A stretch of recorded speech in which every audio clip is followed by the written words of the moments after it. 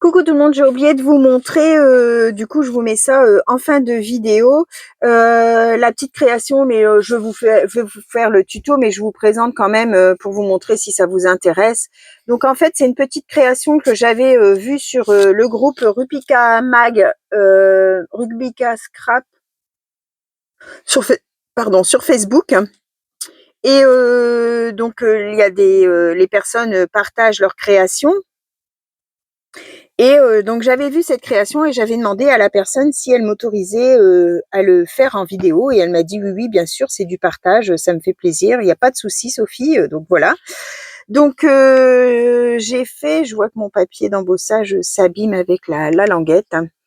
Donc voilà, c'est un petit carnet comme ça de petites cartes faites avec de la patouille et puis donc là j'ai fait sur le thème des Gorgeous. J'avais reçu pas mal de tamponnages Gorgeous, donc du coup je les ai utilisés.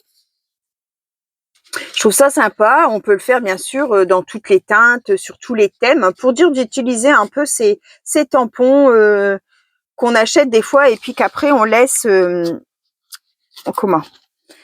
on laisse dans les armoires, hein, qu'on n'utilise plus forcément. Donc voilà les petites. Donc celui-ci c'est sur le thème des Gorgeous.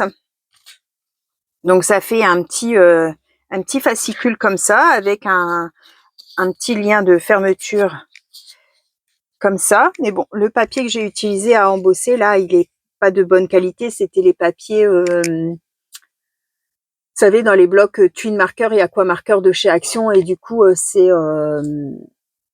pas très costaud. Une fois qu'on a embossé, ça s'abîme facilement. Mais bon, c'est pas grave, c'est pour moi, c'est pas grave. Donc là, j'ai préparé des petites poupettes, les Magnolia.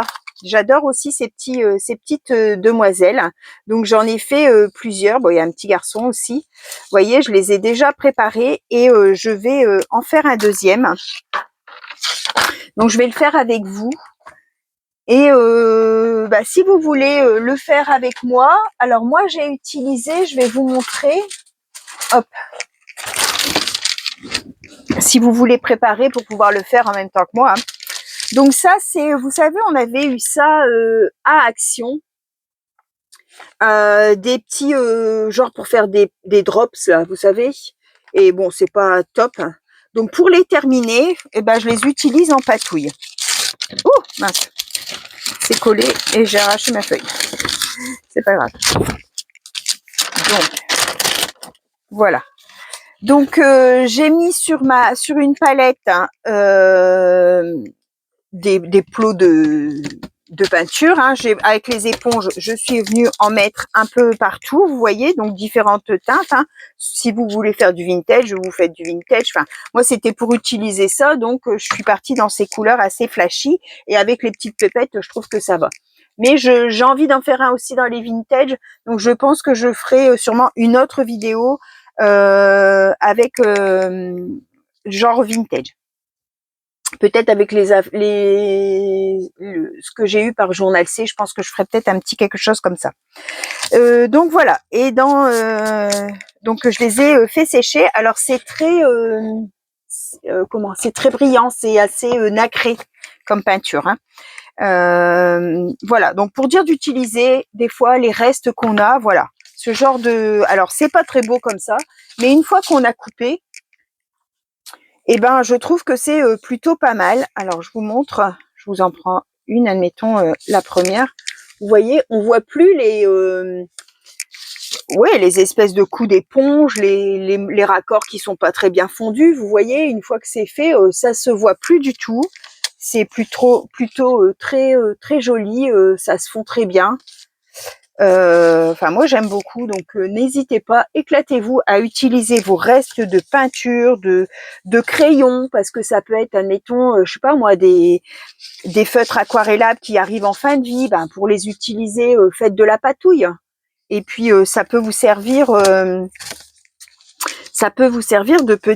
petits fonds pour des ATC, pour une carte, vous voyez, c'est je trouve que c'est sympa et puis ça permet d'utiliser ces restes, des choses qu'on n'utilise pas, hop, on les colle là-dedans et puis ça fait l'affaire.